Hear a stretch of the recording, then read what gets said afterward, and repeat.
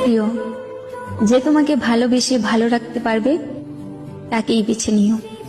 না না, আমি রাগ অভিমান এইসব থেকে বলছি না।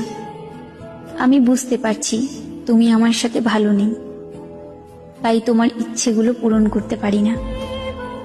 জানো, মাঝে মাঝে মনে হয় তোমাকে ছাড়া থাকতে পারবো না, কিন্তু আমি যে এটাও চাই না তোমার খারাপ থাকার কারণ আমি হই।